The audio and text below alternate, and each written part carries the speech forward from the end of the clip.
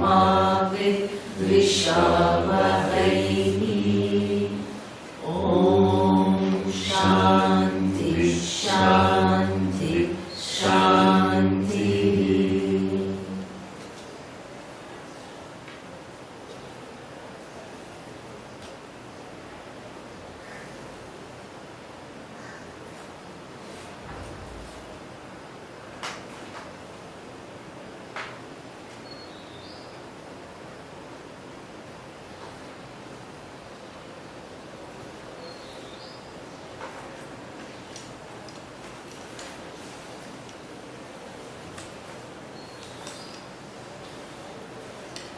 Before we move on to Karika, which will then go fast, because you must be wondering, so many verses are there and we are now, we have only 4 days to go, how we will finish.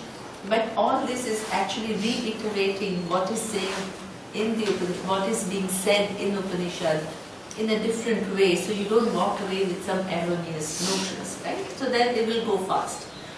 But before I do that, I do want to dwell a little bit on the last verse of Mandukya, which is the 4th amatra of Omkara. Okay?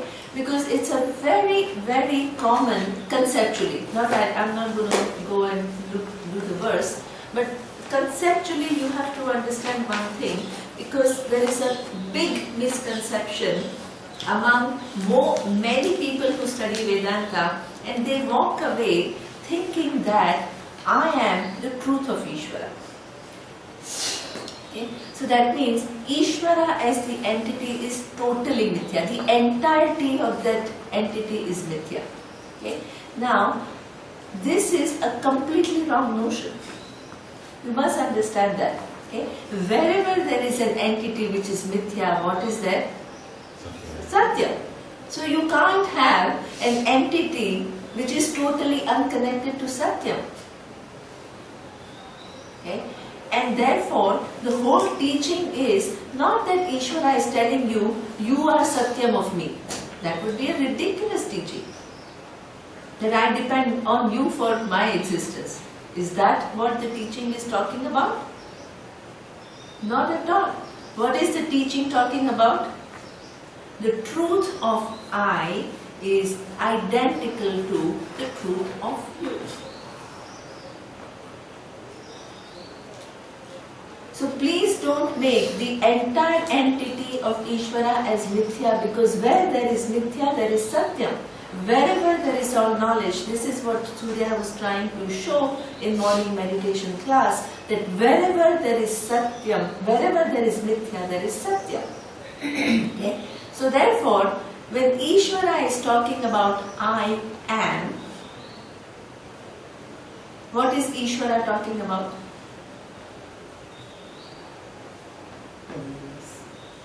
Exactly.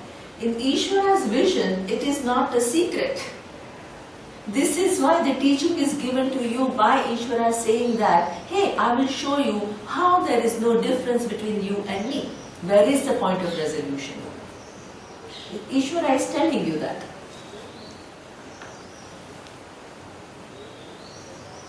Okay? So that means in Ishvara's vision, there is no confusion about the real I as Satyam, Jnanam, Anantam, Brahma. That is the truth of Ishvara.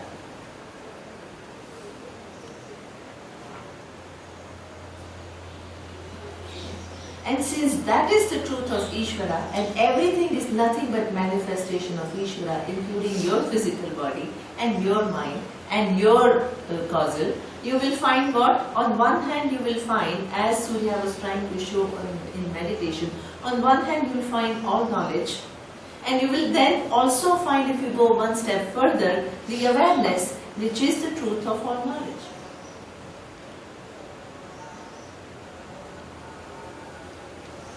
So therefore, what Ishvara is revealing to you through the Vedas, through the Upanishads, is that, hey, there is no difference between you and me. At the level of physical, you are what? Part of me. Because I am the entire physical and you are what? One in the entire physical world.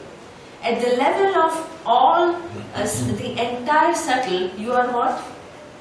Part of me. Because I am the entire subtle and you are just one subtle within that entire subtle. At the level of causal, I am the whole and you are what? One. Okay? So that means you are within me. At these three levels, I am much bigger than you. Right? I am all and you are one within that whole. But if you go one step further, which is my truth, which is what? The awareness, and your truth, which is the awareness, is there Vyashti, Samashti difference at the level of awareness? Is there part? There is one big awareness and this, my little awareness, is one part in it? No. That is one undivided whole. That is where the whole resolution takes place, where there is total oneness without any parts. This is the vision of Vedanta. Please don't make that mistake of making the entire entity of Ishvara as Mithya. You have made a mess of Vedanta. Then comes this question, if I am the truth of Vedanta, why should I pray to Ishvara? So many distortions come as a result of this non-understanding.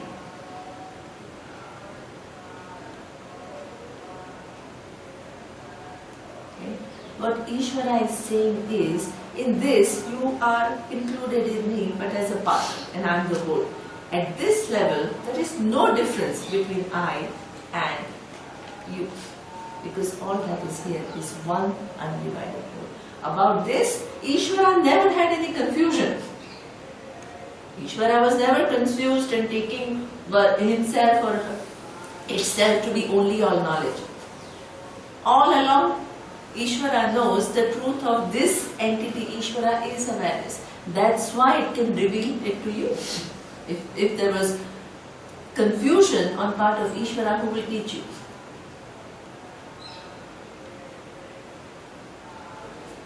Okay.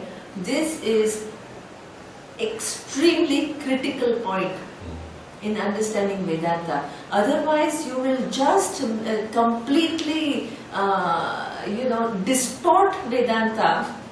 And this is where, I want to show how this understanding is so important.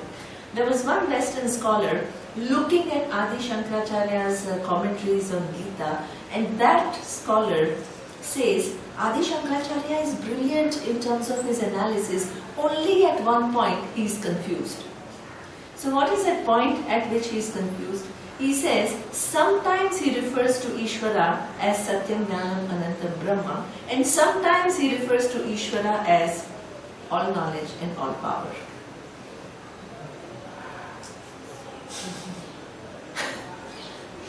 That is, Shankaracharya is saying that yes, on one standpoint, he is what? All knowledge and all power.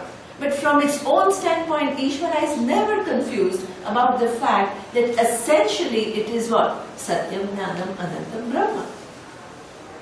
So you can keep on shifting, like how you can shift here and you can say, I am hungry. But a Jnani is talking with reference to what? The physical body. I am hungry. The physical body needs food. Okay? And from the standpoint of oneself, what does the Jnani understands the real nature? That awareness never feels hungry. Right? Physical body feels hungry. Awareness is free from hunger. Awareness is free from thirst. Awareness is always free while all these things are going on. Okay? So that means there is no confusion. Sometimes Jnani speaks from the standpoint of this given body and said, I am walking, I am teaching now. All this is of course, right? But in the vision of Jnani, where is this real I? In that awareness. That's what makes the person a Jnani. Ishvara can do exactly the same. Ishvara can either say, I am in your buddhi. Ishvara can say, not only I am in your buddhi, but I am in everybody's buddhi, making it think. As where is Ishvara, what it is talking about? Ishvara as all knowledge, which makes your buddhi what it is. Then Ishvara can say, by being in all buddhi, I am totally free. What is Ishvara talking about? The ultimate I, which is already free. So that means just as you can change the standpoint, Ishvara as entity can also change the standpoint. Sometimes it is with reference to creation, it is all knowledge. From its own standpoint, what is it? Satyam Jnanam Ananta Brahma.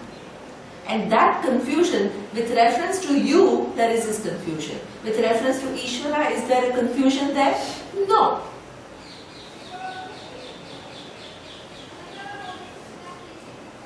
Okay. This, if you don't understand, you will make an Ishvara, an entity which is completely mithya, and you are the Satyam of that mithya. That is a huge mistake. There is a huge error in understanding Vedanta. And this is why this fourth matra, which is where he says, that is me and this is what Atma is. The last verse of Mandukya. At that level, as Monica was saying, that I think yesterday when she was explaining Vedanta, what I really liked, when she said that before I thought that awareness is independent of the body, mind, cells complex, but now I understand that this awareness is what? Not one individual, it is the whole.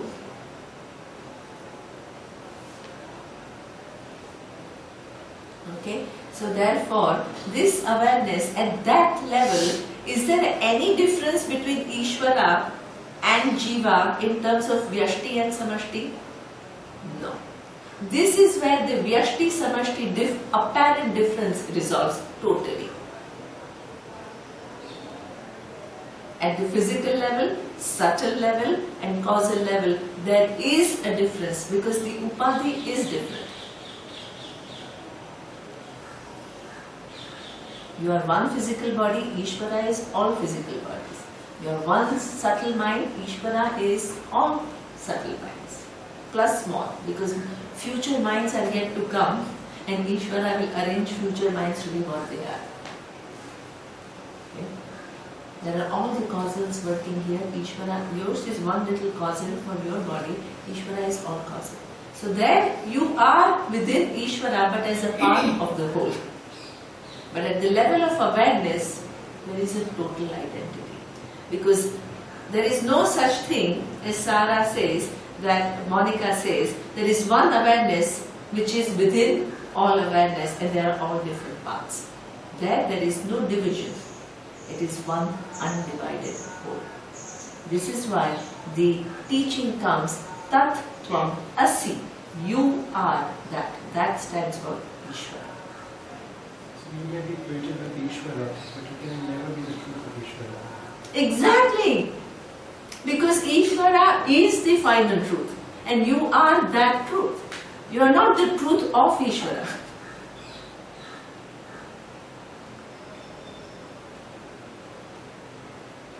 Ishvara is that truth, which is awareness. Ishvara knows it. Ishvara is not confused. That's why he is giving you this knowledge. Hey, you are me. And he is showing you how. He or she. There is no entity called he or she. Ishvara, all knowledge is showing you.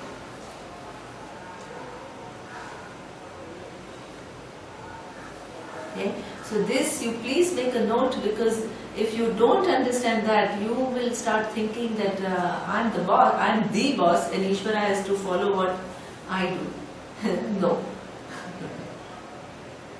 And in fact, in awareness there is no action anyway. Okay?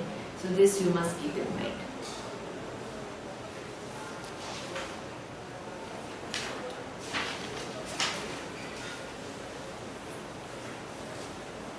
So as Uddhav says, what this vision is, you and Ishvara enjoy the same truth. That is, it's not that you are the truth of Ishvara. Please understand. The difference. And Ishvara knows it and you don't know it, so therefore the teaching.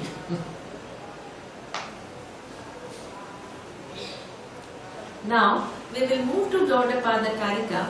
As I said, that the entire purpose of Gaudapada Karika is just to show that this Jagat is mithya. Okay? What does it mean this Jagat is mithya? Why does he have to reiterate the fact that this Jagat is mithya? Mithya means it has a dependent reality. Because all our suffering is where? In this world. Okay? This is where our search is. This is where we are frantically looking for solutions. This is where we are looking for solution to what? Our fears, our anxieties, our anger, our inadequacy for our lack. So that means, and those things that are happening, they all seem very real to us, right? That I feel that not only the fears are real, but I am afflicted is also real. Okay? So therefore, even after studying Vedanta, okay, you go out again. In 2 days, the old orientation, now it's like, you are taught so many times. Okay? Old orientation will come back again. So I will say yes. Sure. Right? So therefore, one needs to remind oneself as to not just, oh, this is mithya, this is mithya, this is mithya. No. Different reasons why this is mithya. Then it is constructive. Otherwise it is kind of blind repetition which doesn't mean anything, which doesn't deepen your understanding. Okay? So that means mithyatvam itself, you look from many different standpoints and say, even though it seems like a reality to me, but it is mithya because of this, because of this, because of this, because of this. So you actually enhance the number of reasons why it is mithya. So therefore, the understanding that it is mithya is not remaining at what? Superficial level. You actually understand all aspects of what does it mean when I say it is mithya. Okay? So with that thing, the focus of this prakaranam is this physical world in which you have all the suffering, which you think to be real, and your suffering to be real and the world to be real is actually the entire thing is mithya. Right? That is the theme of this chapter. Okay? Now, we will go little bit quickly because most of this we have seen. What I will highlight is the main reason.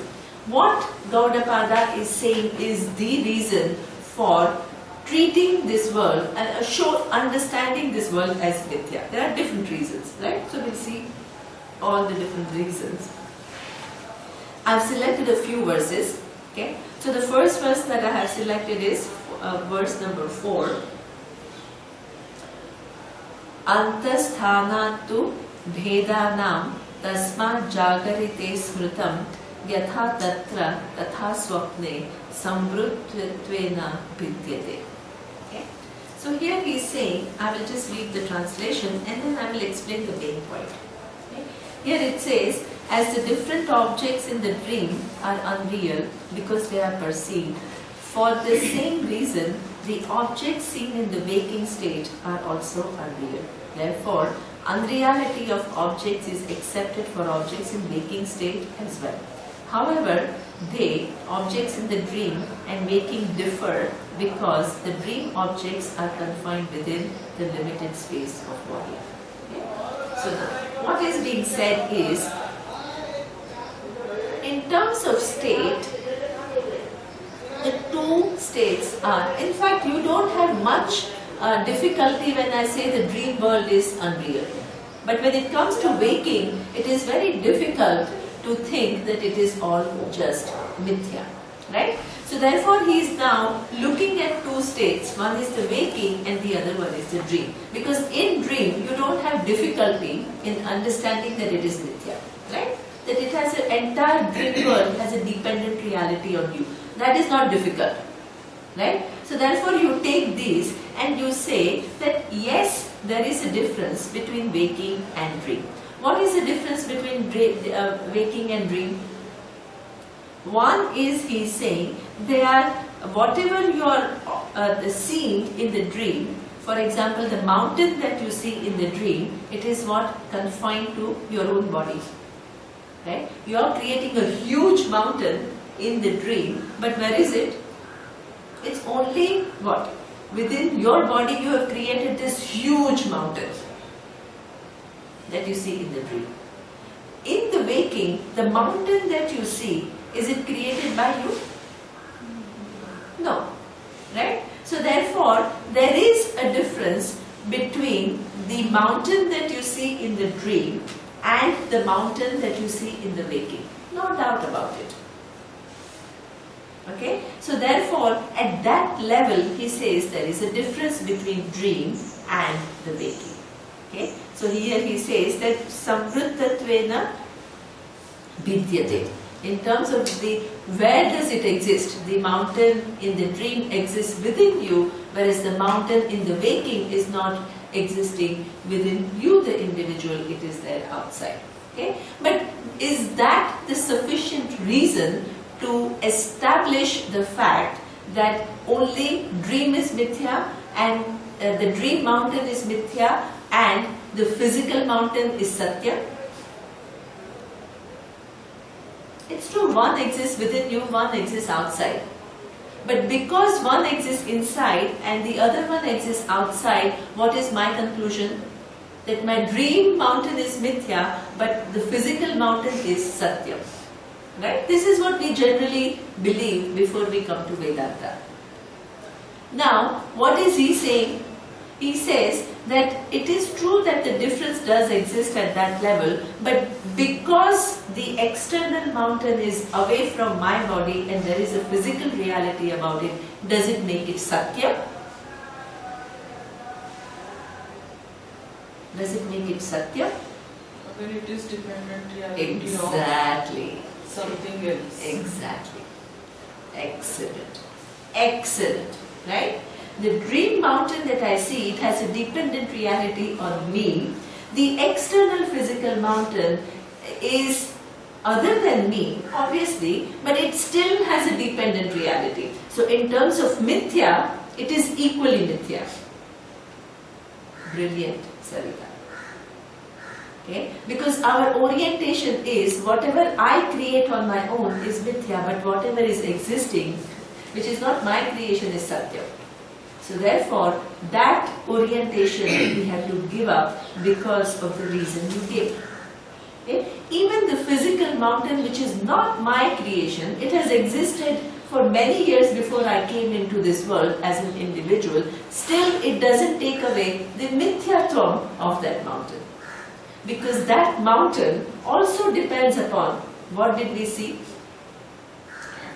Atoms, particles, and then ultimately all knowledge, and the truth of all knowledge is awareness. Okay? So therefore, whether it is something which is only what you see, or it is something which is an empirical reality which everybody sees, it doesn't take away the mithyatvam from the objects. Is it clear? That logic is clear? To refute our orientation that only my creation is mithya and what is not my creation is the reality. To refute that, this particular verse. Okay? So in Vedanta, there is a kind of one reasoning which summarizes, one word which summarizes the whole argument. And that is, he said, Jagat Mithya, both your dream world and the waking. What is the reason? It says Drishyatvat. What is Drishyatvat? Because it is something which is objectified by me, and whatever is objectified by me has a dependent reality. Whether it is my dream object or it is in the waking, whatever is objectified by me has what any object in the universe has a dependent reality. Whether it is my creation or it is the empirically true, it is creation of Ishvara, the all-knowledge.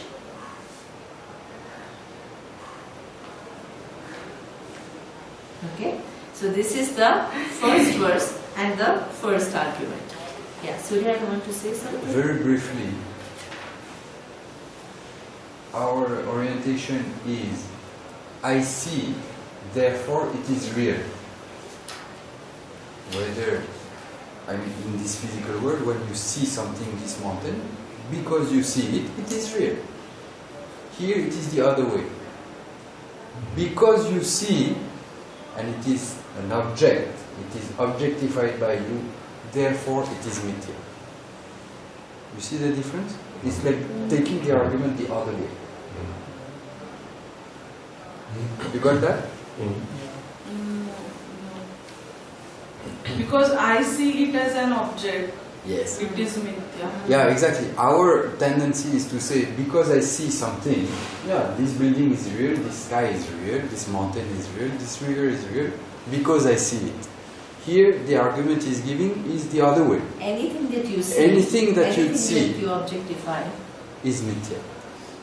Because you yourself are mithya. It's an object. see You that any objectify object, see, I think what you understood is right. That any object that you objectify, you begin to examine that object and you will find it that it is. So that means your conclusion that it is real is wrong. That's all. That's all, nothing more. Nothing more. Yeah, that's an important point, right? And this is what he further explains why this whole world is, whether it is your dream world or it is a waking world, it is mithya. The next verse, it says, Adau ante chayan nasti vartamanepi tat tatha vaitathaihi sadrusha santaha avitatha iva lakshitaha. Okay? So the literal translation we will see, then I will explain the meaning. Also, that which does not exist in the beginning and in the end is equally so in the present, even though the objects seen in waking state are unreal, being like illusions such as mirage water, because they have no existence in the beginning and in the end, still they are ascertained as though they are real. Okay? Now here, illusion does not mean it's a total illusion, right? It only means that it is mithya, but they seem real to you. Okay? So here he says, take anything. Let's say we take the whole thing which is a body, which seems like such a thing which is what? My attribute.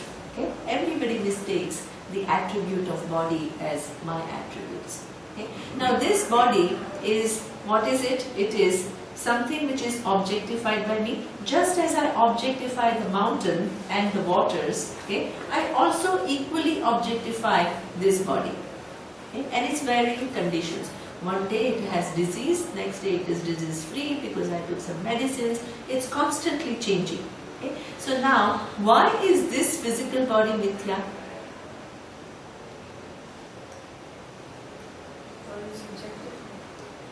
Because? The first thing is, it is something which is objectified. And what is the previous verse, what is the reasoning? It says, Drishyatvat mithya. Anything that I objectify is mithya. Why is it mithya?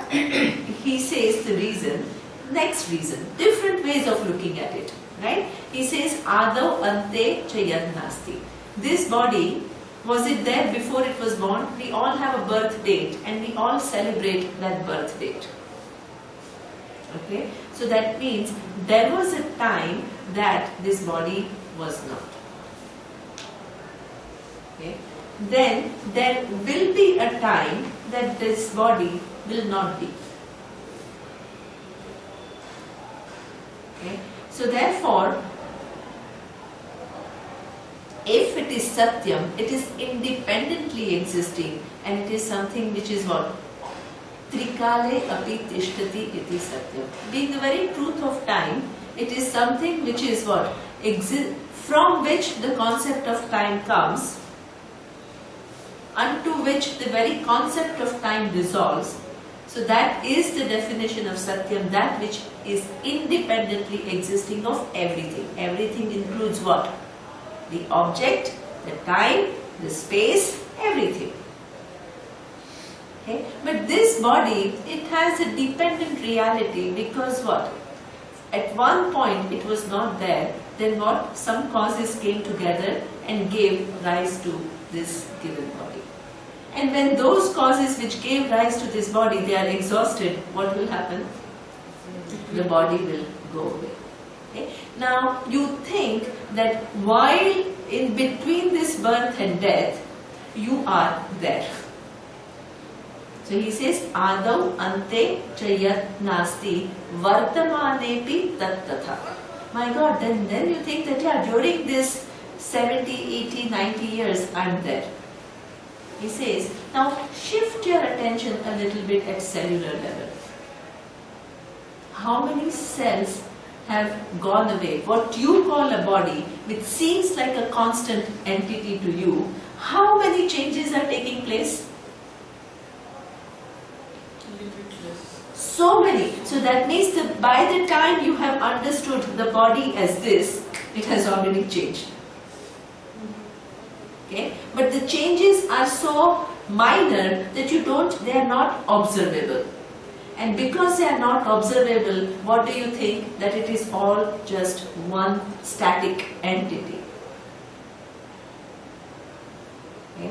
So that means it is, the way you say this body, by the time you have finished this sentence, that this, what constituted in terms of part of this, has already changed. So that means you can't give it the reality. So many factors are interacting together and those governing those changes. So those changes are what? All dependent upon what? So many other factors. So therefore, the mithya not only does not exist before it comes into being, and after it goes, while it is there, itself is changing all the time, okay? And therefore there is no one static entity. The second thing is even more interesting. When I want to figure out, okay, the body is changing, what is changing? And if I begin to look into the truth of the body, I find no entity called body. As I have said, the body is only a name for what? The hands, the legs, the blood, the water, the muscles, the organs which are put together. Each one is not the body. Hands are not the body, legs are not the body, kidney is not the body. Why? Because you can take out, so many people take out their kidneys and they still are there, right? You can be born, as Sana was saying, without one hand. You are still there, right? The body is still there or not? Right? So that means each of these parts are not the body. Then I will say, okay, if each of these parts are not body, I will take out each part. What will remain as an entity called body? Nothing. This is Ishvara. Ishvara's trick. Then you say, okay, but body is an assemblage of many different parts. I said, okay, now let's look at this hand which constitutes the one part of the body. The hand, okay, there is water, I take out water. There is blood, blood is not hand, I take out blood. Skin is not hand, I take out the skin. The nail is not hand, I take out the nail. So therefore, now, first you thought only body is a name, the parts are real. When you begin to look at each part, what happens? Even parts disintegrate into many other parts. Then even the blood disintegrates into what we all go for blood test. What does it? It counts what? Blood sugar. That means how much sugar is in the blood, how much cholesterol is in my blood, what is my blood pressure. So that means what? It itself constitutes of hemoglobin,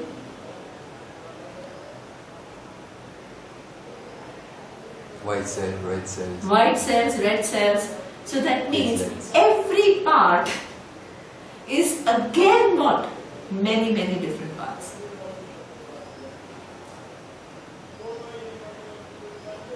So that means this body, while I think it is existing and I am so connected to it, itself is what? Forms within forms, within forms, within forms.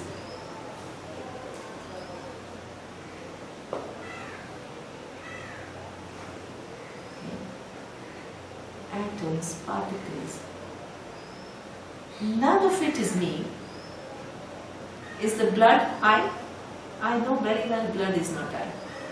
Is the water I? I know very well the water is not I. But when blood and water and all the different cells, cell is I? No, the cells keep changing.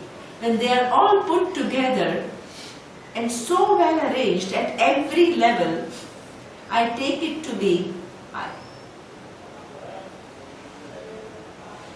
There is nothing here about believing in something, it is just seeing the reality of what is. And still, what? Even though this reality is so real, so much of my time is wasted on what? Having complexes centered on my body.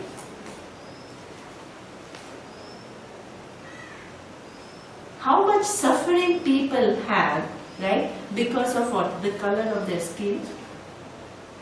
Whether they are fair or they are not fair. Sarah was telling a very nice story. She went to Thailand and she bought a lotion, right? And she wanted to what?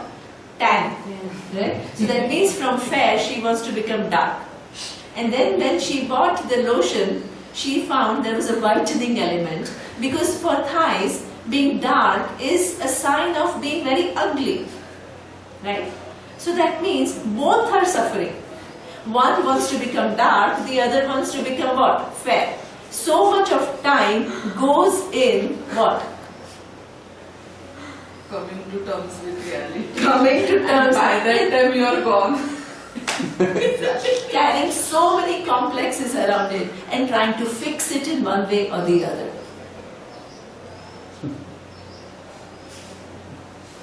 This is Ishvara's magic. Have fun. I am sitting and I'm watching. sitting and watching.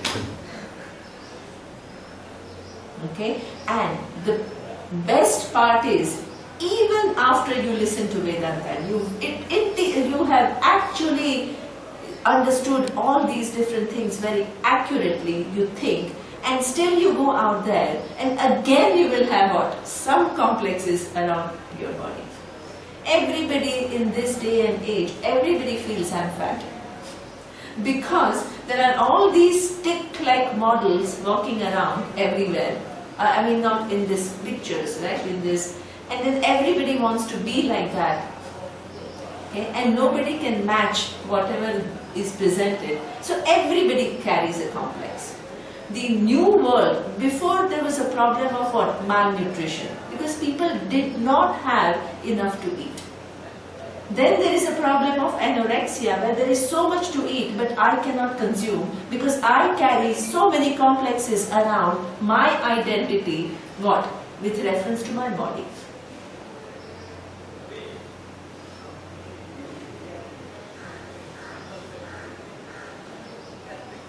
Okay? So therefore, to understand Vedanta accurately, one thing is to just say, oh, in Vedanta class it is an object and these are the reasons. The second is your emotional work of taking away all this emotional self-image that you have attached to what? Where your identity lies in what? A different condition of the physical body. In order for this knowledge to be assimilated, you need to work on both. Okay? Otherwise, there are two compartments. One is, yeah, the body is I objectify, the other one what? All my complexes still continue. Could we for a moment step back and separate? I understand the confusion people would have with the identification of I in the context to the dependent reality Yeah. and the bodies and the Yeah. complexity of identification. So let's put that aside for a second. But if you take a simpler object, let's say, take this glass, which doesn't have the complexities of identifying body, skin, blood cells, etc. So when we talk about a dependent reality, I understand that this depends upon several other factors for its existence.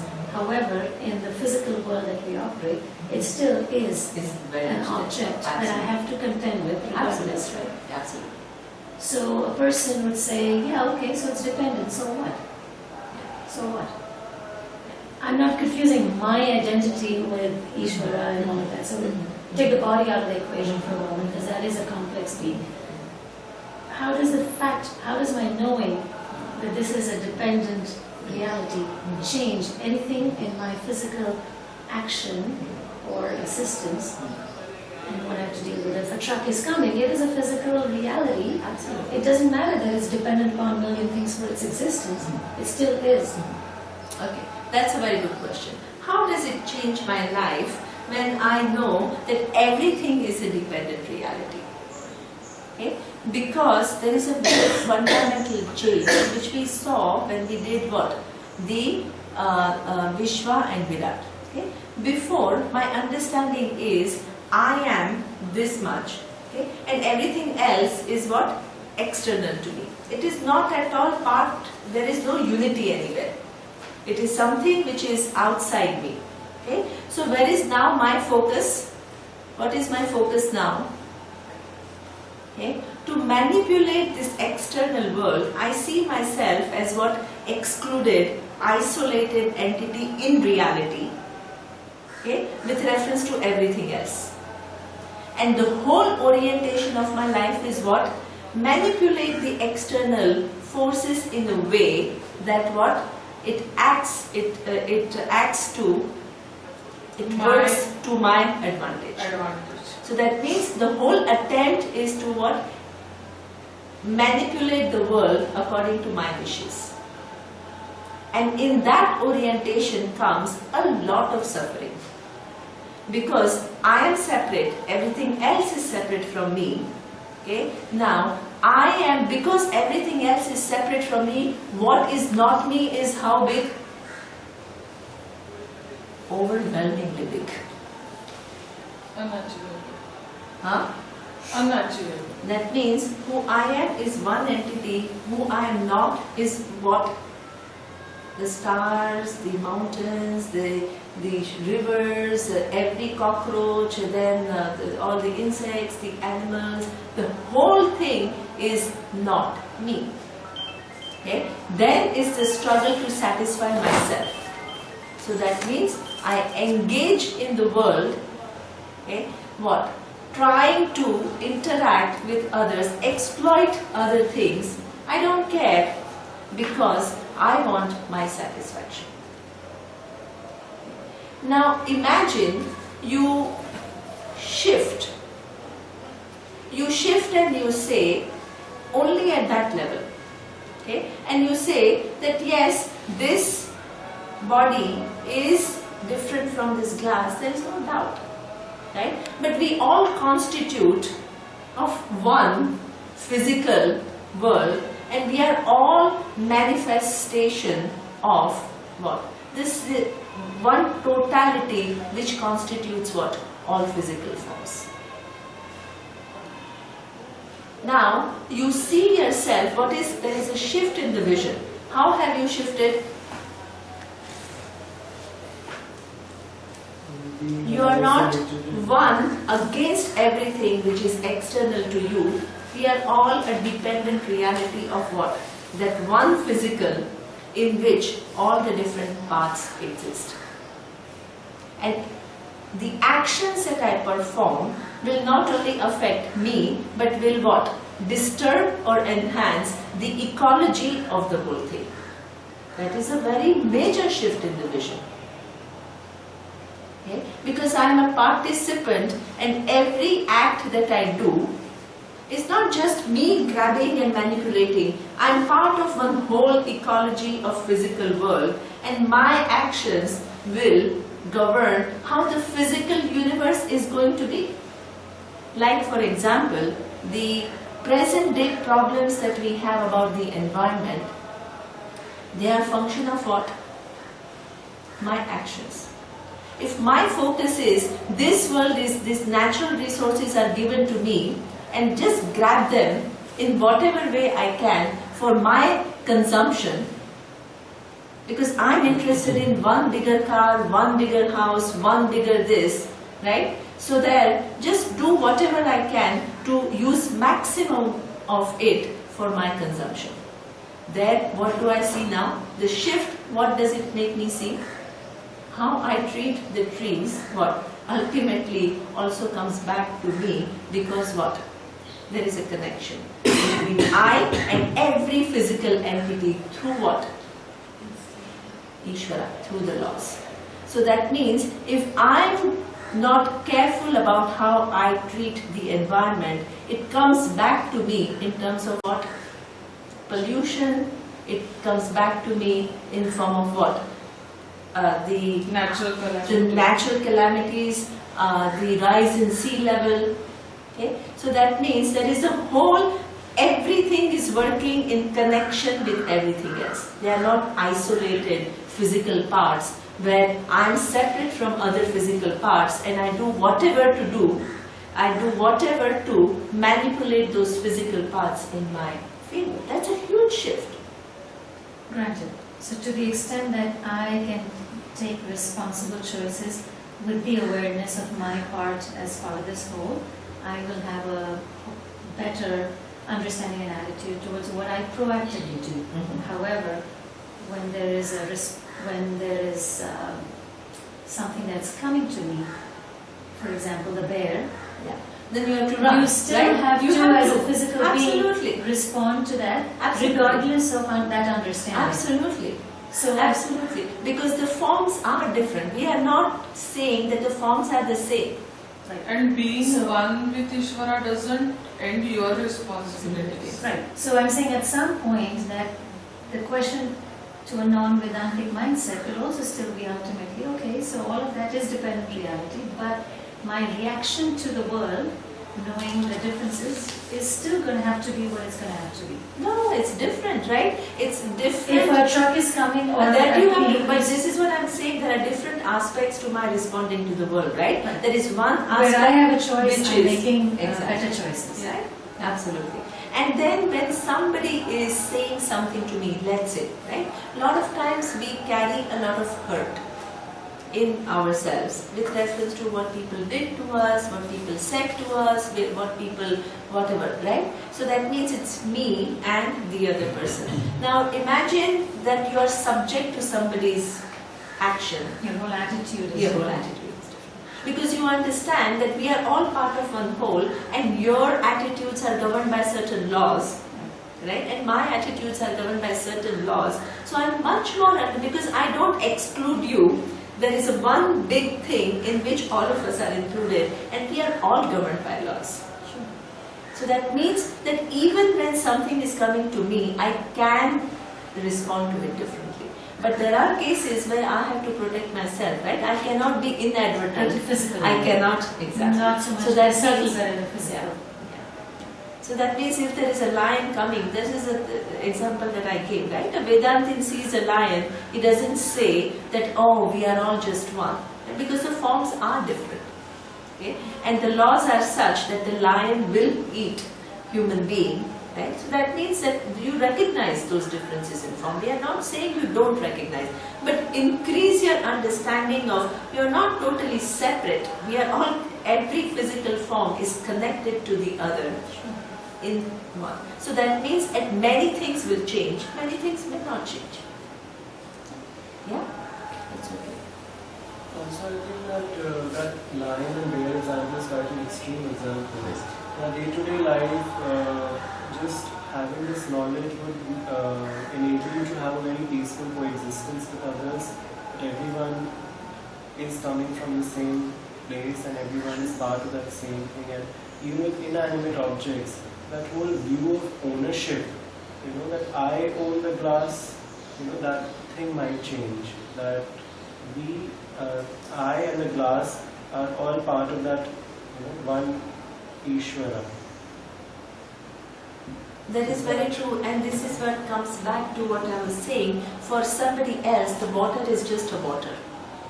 Okay, is H2O. For somebody who understands his vision, why does the person go and do this to the water? Is he doing this to H2O?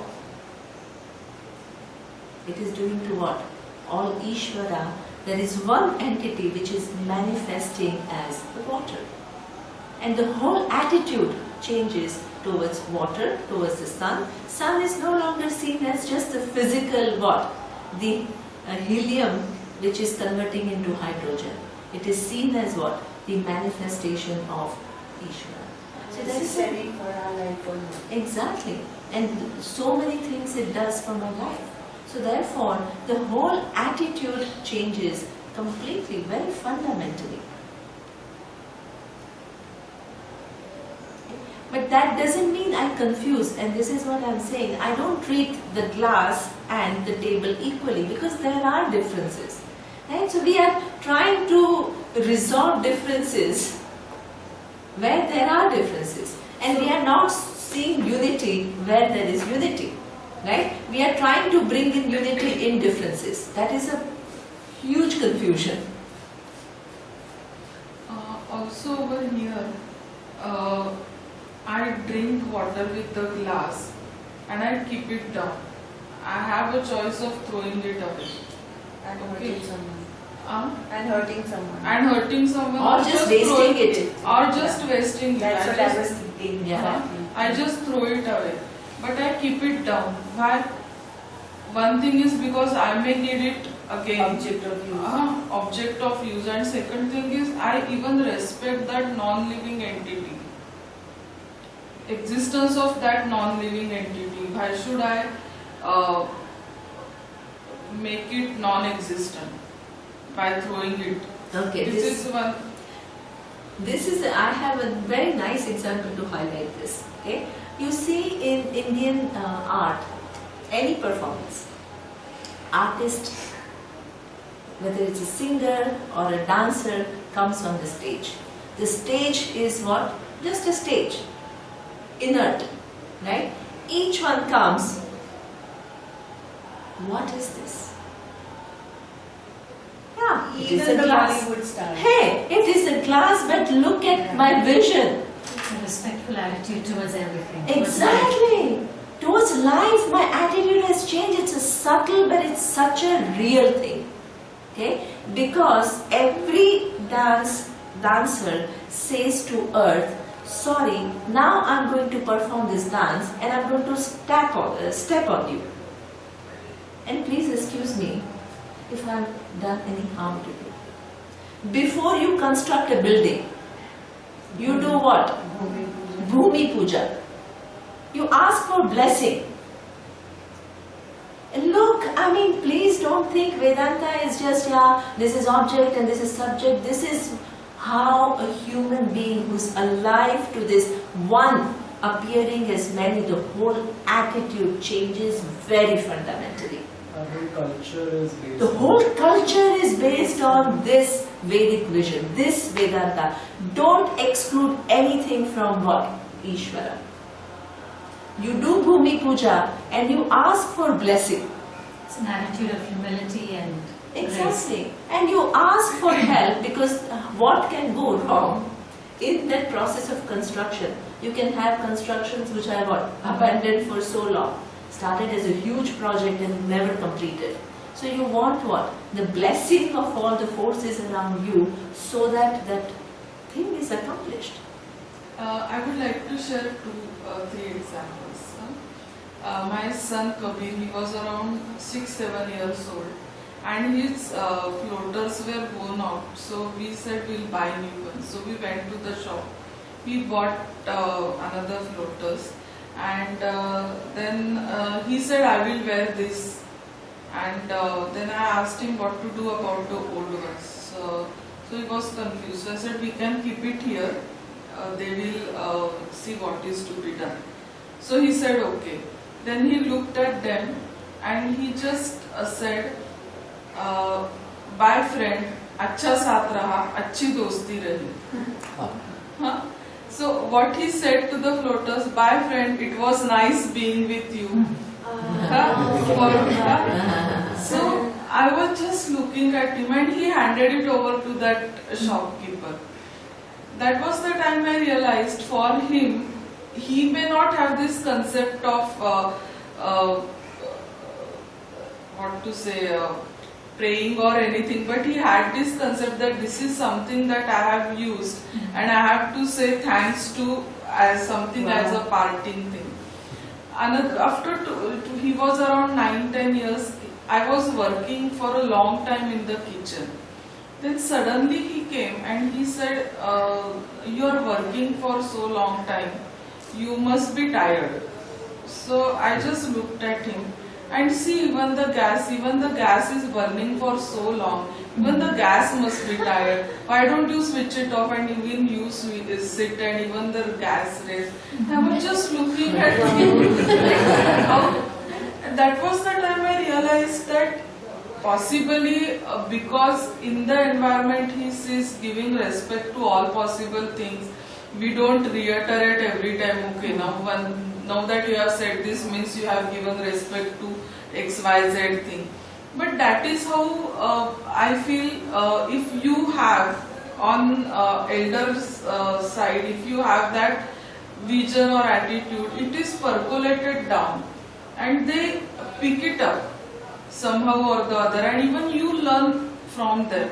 And what is, see, these lectures were not given to us, this Vedanta says this, we all are one, so respect this, that. Yes, but that action shows it. Yeah. In fact, recently, even I was just last and then move on because I have many things to do. But I think if you've understood the idea, then it's okay. Okay. Just last example, recently all this Dashera came and Diwali came. I saw all the cars with huge, what? The cars with garlands, right? So that means a car is not just seen as some steel and this, it is seen as what? One form of wealth, which is what? Blessed. You are blessed with this wealth and you respect it, right? So therefore every car in Bombay was along with garland. But also everybody whoever buys a new vehicle takes it to the temple and gets the puja done, right? So therefore there is a huge, very fundamental shift. How you see. Even though, of course, when you're, it's not like every time you're, but the vision has changed and it manifests in so many different ways. And it changes you as a person. And this is what I think I also said about David Rico, I think I did mention. He says that this whole civilization is so feeling isolated and depressed and each one is lonely. Brian Swim? Okay. And he says that because we treat everything as just an inert object. Okay? But if you begin to see the intelligence which is behind it, which makes it what it is, and many different functions they serve, you will not find, you'll be always what? Under awe and wonder and respectful.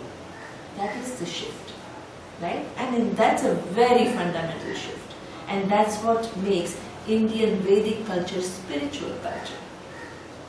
Because it's there in this whole spiritual. The glass is treated as one of the manifestation of Ishvara. And lion is also manifestation of Ishvara and human body is also manifestation of Ishvara. Some manifestations you have to keep away from, that is obvious, right? But that doesn't mean you're irresponsible towards that. That's all. And so even our festivals, every festival you worship something from one aspect. From one aspect. So it can be the bull, it can be your wealth. Exactly. So it's all over. It's all over. This whole attitude is not just a mental gymnastic, it is seeing this reality, which is a huge thing. Vaitathe sadrisha santaha avitatha eva lakshitaha. So that means even in the present, it is all a manifestation of actually not just atoms, but what? All knowledge. That's why we can have reverence towards everything. We need not be close to everything, but everything has its place in the whole. Okay? Now, the next verse is talking about the another reason why we may think that the waking is more real than the swapna. Okay? So here he gives another argument, and the next argument is saprayojanata tesham swapne vipratipadyate tasmat adau antatvena mithya eva khalu te smritaha. Okay? Why do you think that the waking is more real than the dream? Okay? Because the next argument he gives is saprayojanata. What is saprayojanata? The people who claim that the waking is more real will say, you know what, this money that you have in the dream, is it going to be of any use to you in waking? You won a lottery in the dream and you became a millionaire. So now this million, can you use in the dream? In the waking? No. But imagine you won the lottery in waking, that million you can use. So therefore, waking is more real than the dream. You understand the logic? Okay. So therefore, saprayojanata is usefulness. So usefulness, because everything which is in the waking is of use to me, therefore it is more real. It seems to us. Okay? And whatever is in the dream is not useful for me in the waking, therefore it is mithya. Okay? Now, what Gaudapada is saying is, actually, saprayojanata, usefulness, is not an argument to establish reality of the waking world. Why? You can inverse it and you can use the argument in a totally different way. Imagine all the food that you have eaten in waking, and now you go to sleep and you are very hungry in dream. Can you use the food of waking world in the dream? No. So that means it's mutual. What is useful, the objects of the waking are useful in what?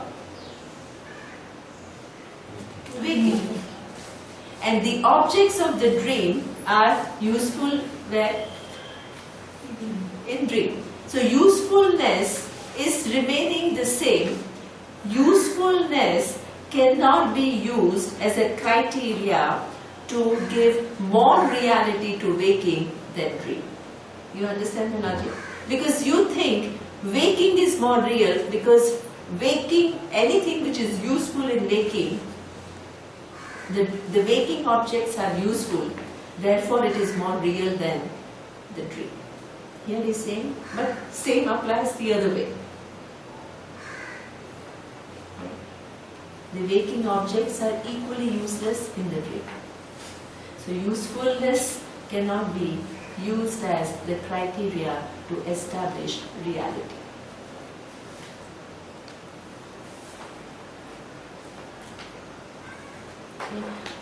In fact, our teacher used to say, everything that is useful is what? Everything which is useful is what? With reference to the transactions. Exactly. Absolutely. What do you say? Object.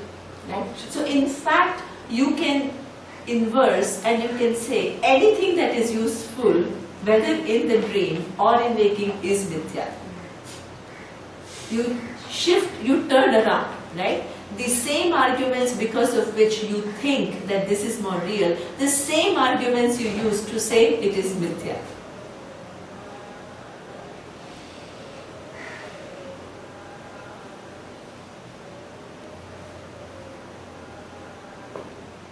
Okay, so this is where it says that saprayojanata cannot be an argument to establish reality of a given thing. Okay? Now the next verse. The next verse is something which is even more interesting. Okay? It says, Swapna vruttavapi tvattu chetasa kalpitam tvasat bahishcheta agruhitam sadrushtam vaitathyam ubhayoho. I think so it's not utayoho, ubhayoho. No? There is some typo here. Okay. So here he says, the 9th verse, he's saying, again, within the dream, there seems to be a distinction between what is imagined inside by the mind, which is unreal, and whatever is perceived outside by the mind, which is real, but in reality, both are known to be unreal. Okay? So that means, if you remember, in the first verse of that, the 4th verse, what was the argument given for more reality of waking world? Because they are perceived. One was just which is perceived by you, and the other one was also external, right? That was that's why it seems to us that the waking is more real. Okay? Now here he says this so-called external, internal and external. Okay, one thing is seen by me, and the also something which is seen by something else is also existing in what? In the dream itself. Okay? In the dream itself, you can see something which is you, the individual, and something which is what? The dream tree, which is what? External to you. So this internal, external not only exists in the waking world, the internal, external also exists in the dream itself. Because when you dream, you become what? One character in the dream. Even though you pervade the whole dream, you become one character in the dream. And everything else is what? External to you.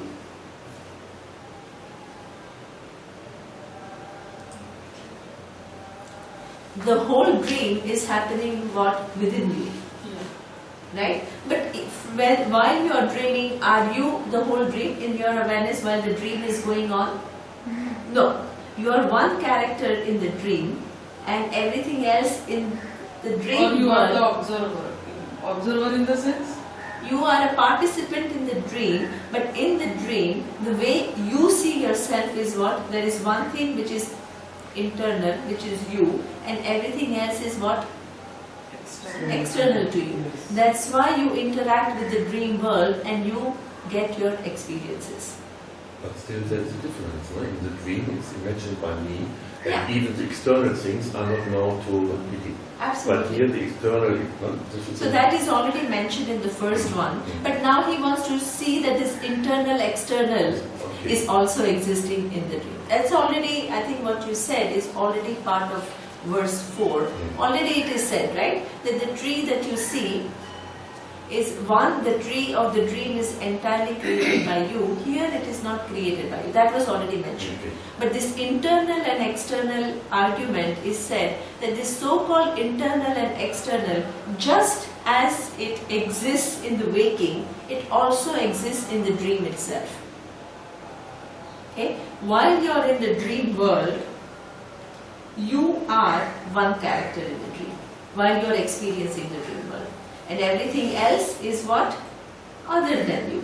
And you are interacting with the dream world and you are creating experiences. And this is why you can say, oh, that dream gave me a lot of pleasure. And you can say that that dream was a nightmare. Why? Because you, as an individual, was interacting with what? The dream world. From the standpoint of the dream, it was external to you, while in the dream. Even though it is what? The entire play is within what? Your awareness. But while in dream, it appears to be what? One is internal and the other one is external. Now look at the waking. This is, I think, a little bit answering your question, right? Now, if the waking world, if you see yourself as this and everything is external to you, but what is the reality? What seems to you like internal and external, they are both contained by what? All more. All knowledge. Okay, so that means this external, internal, visual effect cannot fool you to conclude that there is duality. Is it clear? The external, internal, visual perception does not establish reality. Because right now, before you come to Vedanta, who are you? One individual who's isolated. What is the world? The world seems like external to you, not connected to you. Right? So that means that establishes what? Duality. Duality means what? You versus I versus the world. Jiva Jiva Bheda, Jiva Jagat Bheda, and Jiva Ishvara Bheda. This is duality. So that means you see yourself as this and you see the whole world as something which is external to you. Okay? That perception of so-called internal, whatever goes on within my body is internal and whatever goes outside is external. So this is what gives rise to the conclusion of what? Duality. And reality, that this is real. Exactly. This, if I think that this external is really real and this internal is really real, this is what we call duality. What is the Bheda? Jiva Jagat Bheda.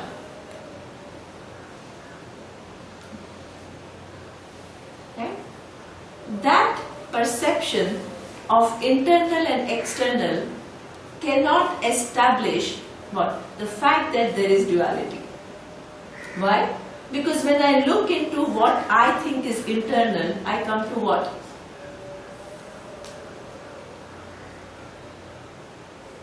The same things What are the same things? which we are seeing in this world. I come to all knowledge. When I look at what I think is external, what do I come to? Same all knowledge. Right? So therefore, the all knowledge is creating this so-called as though difference between one is me and the other is what? The rest of the world. And I am fooled by that. But that visual, because of which we are fooled, is not the reason for thinking that there is duality. You understand that? The seeing of one entity and everything else other than that entity, that is a normal perception of everyone. Me and the world. But that me and the world, because I have special connection to one physical body and I don't have, for example, if you have physical pain, I don't have it. So therefore, what do I conclude? I am one thing and you are totally separate from me. You constitute part of what? The external world. And what is me? internal. Yeah, exactly. My experience. Yeah. So that means this is what gives rise to what? Duality. Duality. Right? So that means this internal and external, which gives rise to the conclusion that we are really separate.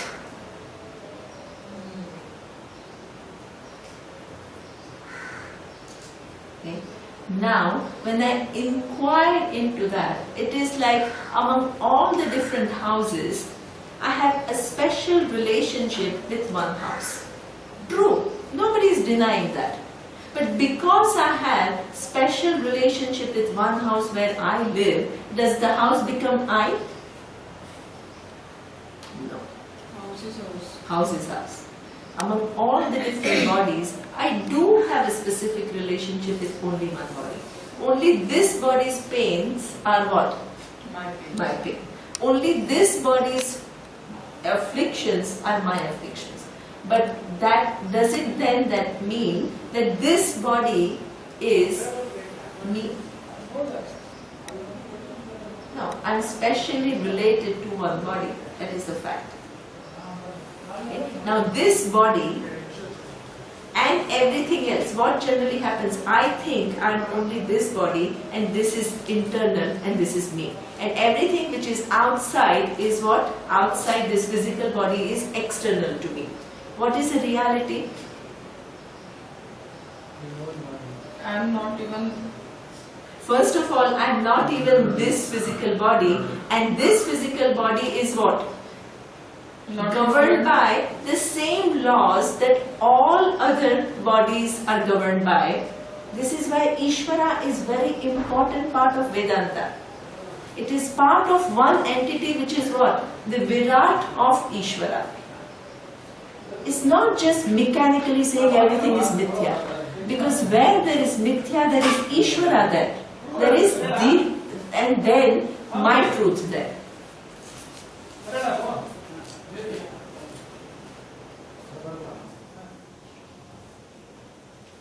Okay. Now all bodies are there because first I thought I am this much and everything is external. Now what have I done? I have seen that I am not this body.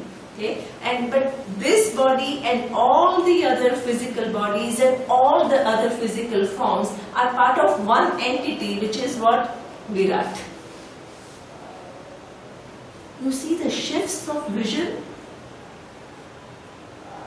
It follows a certain laws of Ishvara. If I overeat, the body will get fat. Same law will apply to everyone. Same law will apply to everyone. I'm part of one whole physical ecology where all the different laws apply and how I act affects not only one but all the others.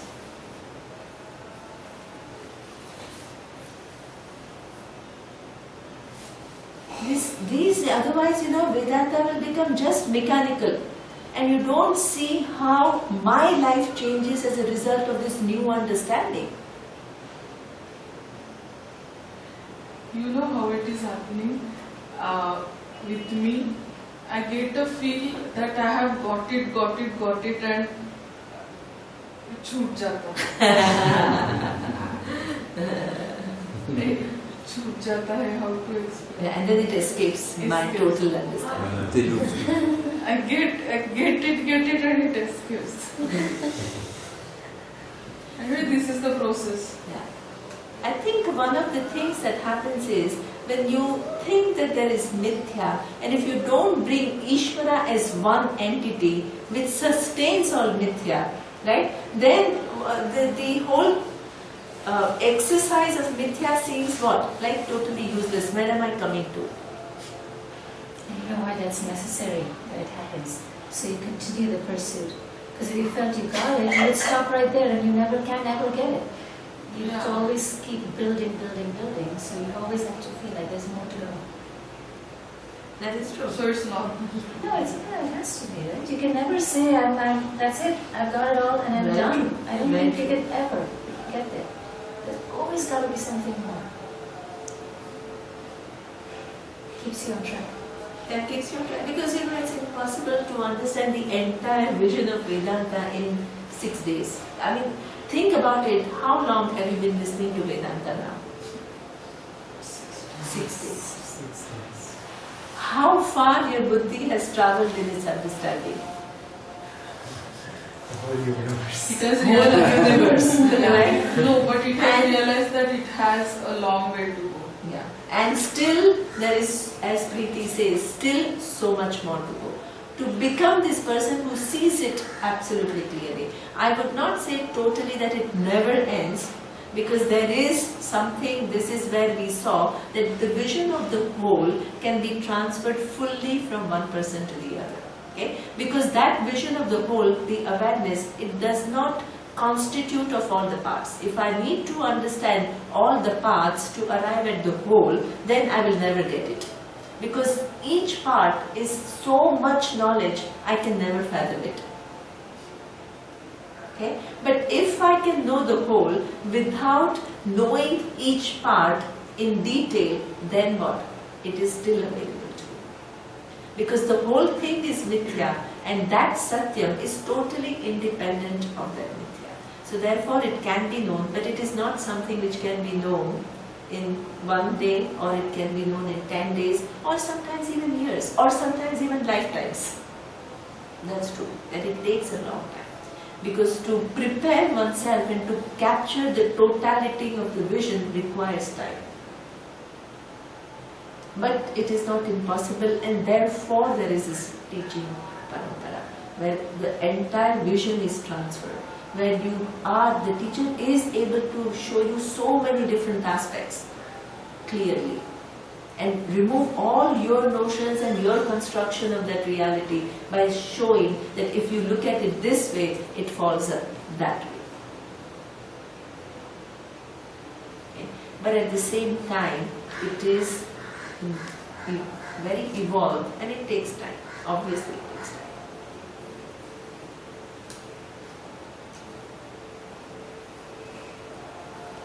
Okay. So this is where he says that this so-called internal external experience does not establish reality, because even within the dream, while you are dreaming, there is this what? Internal external Even while the experience. whole world is shut off. Sorry? Your world is shut. Yeah. Shut down. You're only inside your mind. Yes. You're still creating an internal. Exactly. That's it. Because at that time the external world is not available to you. Yes, but within the dream, You you are still still creating. creating an internal. Exactly. So therefore, you got it, right? So therefore, internal and external cannot become the criteria to establish the reality. See, the logic is used. And also that proves that there is no duality. Exactly. Because if there was a duality, then you wouldn't create the same thing inside when that external world is not available to you, right? Yeah. That's how I understand. And that's what it means, that the appearance of external and internal does not actually create duality. It is only an appearance, it is not reality. Because that appearance is there in waking as well as in the dream. That's all. And in dream it seems so real. Dear. Similarly in waking it seems so real, but it is not. Okay, so now Gaudapada is really testing whether you have understood this so-called mithya or not by showing you all these different reasons which implicitly are the ones that are used to establish reality of the waking world. And he's looking at all these implicit assumptions that you have, and he breaks them all by saying that these are reasons that you think, because of which you think waking is more real, but they are not valid reasons for you to think that the waking is more real. Clear?